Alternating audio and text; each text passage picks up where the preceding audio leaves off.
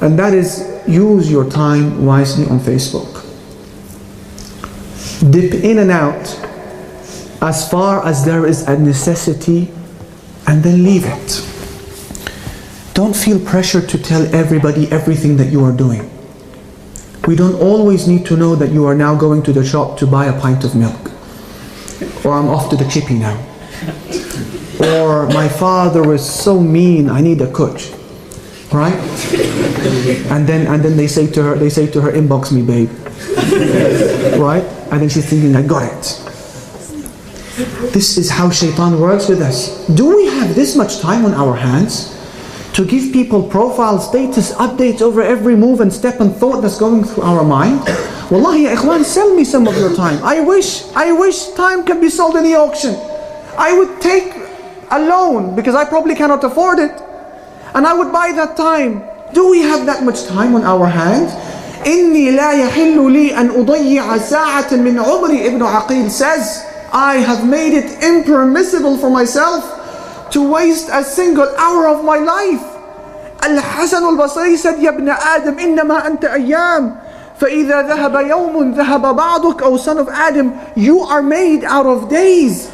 Therefore, if a day leaves you, part of you has left you. We think that we are made out of blood and flesh and bones. Al-Hasan, the scholars of Islam would say, no, you're made out of time, you're made of hours. If an hour leaves you, that's part of you that's gone for good. It's never ever going to come back. You are made out of time. What are you doing with your time?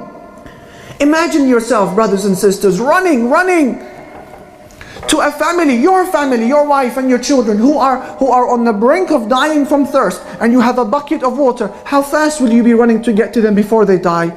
Now imagine there is a hole in that bucket, and you've put your hand at the hole, and water is coming out from your fingers. How would you feel to see that water dripping, right? This is our analogy here on earth. We are all running towards the hereafter.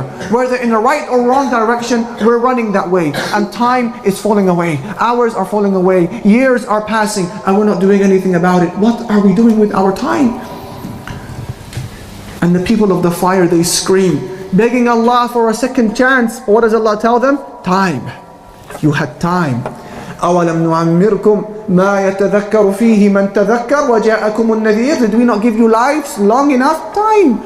Did we not give you lives long enough for you to receive admonition if you wanted to receive it? And didn't the warner come to you? What is the warner? Some of the scholars say the warner is the Prophet ﷺ, and others of the scholars like Ikrimah said the warner is grey hair. Did the warner not come to you?